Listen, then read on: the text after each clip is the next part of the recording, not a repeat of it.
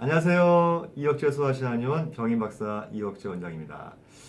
제가 오늘은요, 지난 시간에 이어서 천식에 대해서 말씀을 좀 드리려고 해요. 지난 시간에는 천식의 여러 가지 원인별, 증상별, 치료에 대해 설명을 드렸죠. 그 잘 증상을 확인해 보시고 나와 좀 비슷한 점이 있다면 제대로 좀 치료를 해 보시기 바랍니다. 오늘은요, 이 천식을 집에서 내가 좀 이렇게 해볼 수 있는, 그러니까 천식이 왔을 때 내가 집에서 한번 응용해 볼 수 있는, 천식에 도움을 줄 수 있는 그런 게 뭐가 있을까 궁금하시잖아요. 그런 내용을 좀 말씀을 좀 드리고자 합니다. 예, 천식이고요. 예. 아, 우선적으로 천식이 오는 원인은 우리가 왜 알러지성 천식 이런 말 많이 들어봤죠. 또뭐 유전적으로 뭐 이게 그렇다 이런 말 들어봤죠. 그래서 천식이 알러지나 유전에 굉장히 영향을 많이 받아요. 그래서 주변 환경이 매우 중요합니다. 만약에 천식이 의심되거나 천식을 가지고 있는 분이라면 주변 환경 정리부터 하시는 것이 중요해요. 뭐냐? 외부의 환경 먼저 말씀드릴게요. 외부에는 뭐가 있죠? 뭐 황사, 미세먼지 이런 거, 스모그 이런 거잖아요. 외부의 나쁜 공기로부터 본인을 보호하는 습관을 가지셔야 돼요. 가장 중요한 게 마스크 쓰는 거죠. 뭐, 그죠? 또 마스크 하고 집에 들어왔을 때는 빨리 손을 씻고 이를 닦는 습관을 갖는 것이 매우 중요합니다. 그 다음에 이제 집 안의 환경을 좀 개선을 해야 되는데요. 혹시라도 미국식 같이 바닥이 카페트로 되어 있는 집이 있습니까? 별로 없죠. 요즘에는 이제 돌이나 마루로 되어 있잖아요. 아니면 비닐 장판으로 되어 있고 이런 경우는 문제가 안 되는데 만약에 미국식으로 카페트가 되어 있는 집이라면 이건 조금 좀 신경을 쓰셔야 돼요. 그 카페트가 집 진드기가 살기 매우 좋은 환경이거든요. 그래서 강력한 진공 청소기 있죠. 일반 청소기 말고 그 이 모든 미세먼지와 진드기까지 빨아들인다는 그런 강력한 청소기 이런 것들 좀 구입해서 자주 사용을 하시는 것이 좋고요. 커튼이 있죠. 이 커튼도 이 천으로 된 것보다는 뭐 블라인드 같이 이렇게 이 플라스틱 종류로 된 그런 것들이 훨씬 더 유리합니다. 또 한 가지는 침구류. 우리가 매일매일 쓰는 침구류 있잖아요. 여기에 또 집진드기가 또 곰팡이가 살 수 있는 확률이 매우 높기 때문에 이거가 대부분 열에 약해요. 약해서 일주일에 한 번씩 그냥 끓는 물에 한 번씩 끓여서 빨아가지고 말려서 쓰는 것만 해도 충분히 예방이 가능하기 때문에 침구류는 자주 빨아 쓴다. 특히 벽에 있잖아요. 벽에 잎 이런 거 놓치시면 안 돼요. 자주 빨아서 사용을 하셔야 됩니다. 또 한 가지는 알러지라고 이야기할 때 음식 알러지 이야기 많이 하죠. 그죠? 예, 음식과 굉장히 관련이 깊은 것이 또 천식이에요. 그래서 특별히 나한테 안 좋은 음식이 있어요. 대충 알지 않습니까? 대부분. 그죠? 뭐, 땅콩 알러지가 있다든가, 갑각류 알러지가 있다든가, 아니면 과일 중에서 복숭아나 살구 알러지가 있다거나, 이렇게 개인별로 자기의 특화된 알러지가 있는 분들이 있어요. 본인이 제일 잘 알고 있지 않습니까? 이거 일부러 먹는 사람 없잖아요. 어떤 식으로 먹어요? 자기도 모르게 음식에 섞여서 먹는 경우가 있기 때문에 식사할 때는 항상 특히 밖에 나가서 외식을 할 때는 그런 부분들을 항상 신경을 써서 관리를 해야 된다는 것입니다. 이렇게 열심히 환경 개선도 하고 주변 환경도 잘 다스리고 해서 예방을 했는데 어쩔 수 없이 또 무엇인가 안 좋을 때는 이 발작이 일어날 수가 있어요. 이럴 때는 어떻게 해야 되느냐? 그때는요, 평상시에 본인이 쓰는 약이 있죠. 뭐 호흡기도 있고 응급으로 먹는 약 있잖아요. 그런 약을 빨리 먹는 게 제일 좋아요. 좋고 만약에 그런 게 없다면 빨리 들쳐 업고 병원으로 가야 됩니다. 호흡곤란이 일어나면은요, 이거 정말 심각해질 수가 있어요. 그래서 가까운 병원으로 뭐 119를 부르시든지 아니면 차를 가지고 빨리 가셔가지고 응급실에서 응급처치를 받는 것이 가장 안전해요. 네. 그런데 우리가 뭐 하루에도 수차례씩 그런 응급 상황이 발생하는 거 아니잖아요. 그죠? 그래서 평상시에 응급 발작이 없을 평상시에 이러한 일이 자주 발생하지 않도록 좀 예방할 수 있는 길이 있지 않을까? 궁금하시잖아요. 제가 그 말씀을 드리려고 하는 겁니다. 예. 평상시에 우리가 어떻게 하면 이런 이 천식 발작이나 또는 천식 증상들을 최대한 적게 오도록 완화해서 오도록 아니면 좀 오지 않도록 이렇게 막을 수 있을까에 대한 이야기를 제가 해드리겠어요. 자, 우선 첫 번째는요. 짠. 자, 다시 또 어려워지고 있는 것 같이 말이 어렵지 않습니다. 되게 쉬워요. 제가 이렇게 인체 그 그림을 이렇게 보여드리는 이유는 이 뜸을 한번 떠보시라는 거예요. 예. 뜸 그러면은 막 이만하게 떠가지고 막 피부가 막 패지고 막 화상을 입어가지고 흉지고 이런 걸 생각하는 분들 많잖아요. 그런데 사실은 우리 몸의 면역 기능을 좋아지게 하는데 가장 좋은 치료법 중에 하나가 뜸 치료인데요. 뜸 치료 중에서도 직접 살을 태우는 직접 뜸이 가장 좋은 효과를 발휘를 합니다. 그런데 이 직접 뜸은요, 조금 좀 기술적으로 숙련된 기술이 필요하기 때문에 전문 한의원에 와서 제대로 하는 것이 좀 더 나았고요. 집에서 하긴 좀 어려운 부분이 있어요. 그럼 집에서는 어떻게 할 수 있느냐? 직접 뜸보다는 조금 효과가 덜하지만 그래도 면역을 올리는 데 많은 도움을 줄 수 있는 간접뜸이라고 하는 것이 있어요. 여러분 시중에 이 간접뜸 기구는 많이 팝니다. 자, 이거 보이세요? 보이세요? 예. 이거는 이렇게 돼 있죠. 이렇게. 예. 요거가 이제 간접등 기구예요. 제품은 여러 종류로 많이 나와 있으니까 뭐든지 관계가 없습니다. 예. 요 제품의 특징은요. 요 아래쪽에 끈끈이가 있어가지고 이 스티커를 떼서 막상 떠야 되는 자리가 만약에 여기라면 여기를 이렇게 딱 붙이면 붙겠죠. 이 상태에서 이렇게 라이터로 불을 당겨서 여기 불을 붙이는 거예요. 그러면 이제 뜨거운 기운 이렇게 살 위로 이제 전달이 되겠죠.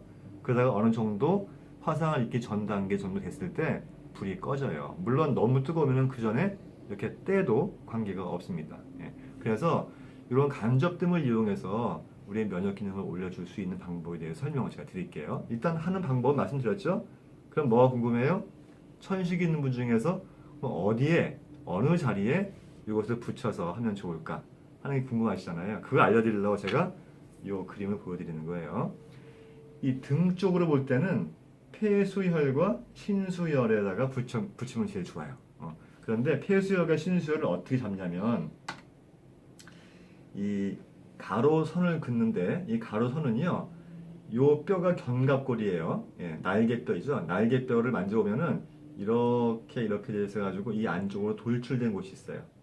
양쪽에. 그러니까 견갑골에 이 안쪽으로 돌출된 곳이 있는데 돌출된 것은 이렇게 선을 이으면 요 이은 선상에 폐수라고 하는 혈자리가 있어요. 그리고 여기 장골이에요. 장골, 엉덩이뼈. 예, 엉덩이뼈를 이렇게 연결한 선에서 이 척추를 따라서 한 칸, 두 칸 올라가서 줄을 딱 그면 이 줄 선상에 신수혈이라는 혈자리가 있어요. 그래서 자리를 정확하게 잡는 방법은 정중앙선 있죠. 정중앙선에서 왼쪽으로 오른쪽으로 이렇게. 예. 그러니까 요 폭이 한 1.5촌인데 보통 손가락 두 개 있죠?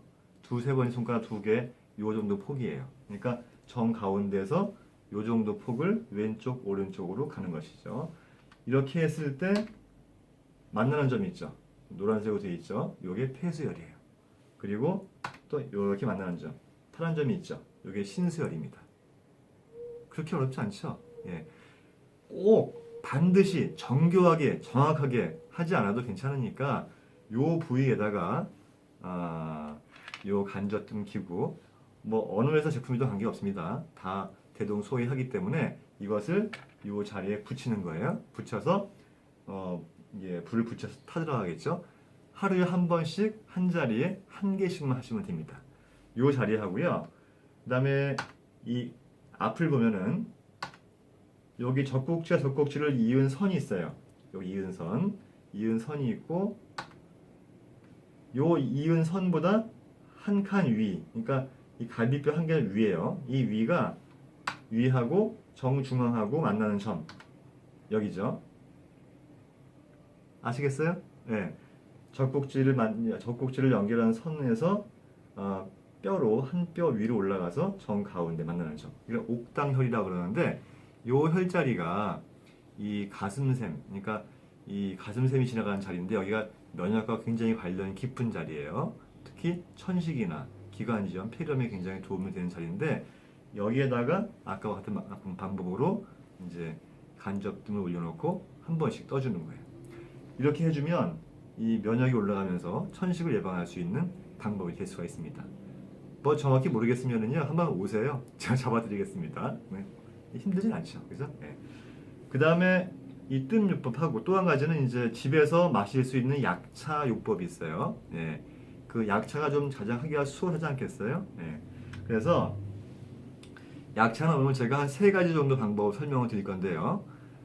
첫 번째는 이 열성 체질이 있죠. 열이 많은 분 중에서 천식이 심한 분들. 두 번째는 한성 체질, 추위를 많이 타고 몸이 냉한 분들로서 천식이 있는 분들. 그 세 번째는 평상시에 기침과 가래를 자주 하시는 분들. 이 3가지 유형으로 나눠서 설명을 드리겠습니다. 그러니까 약차도 아무나 막 먹을 수 있는 게 아니에요. 자기 몸의 환경을 잘 보고 자기 몸의 특성을 잘 보고 선택을 해야 되는 것입니다. 첫 번째 나오는 요거는요. 페모라고 하는 약재예요.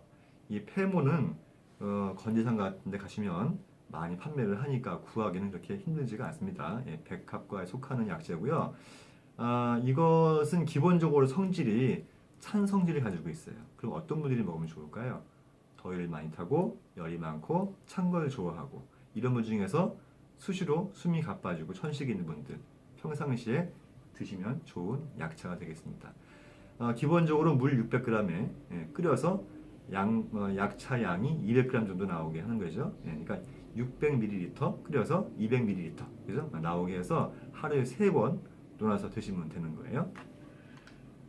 두 번째는 요거는 막상 보기에 뭐라고 딱 이야기하기 좀 어렵죠. 잘라놔서 그런데 이게 모과예요, 모과. 예. 가을 늦가을에 이렇게 이제 열려 있잖아요.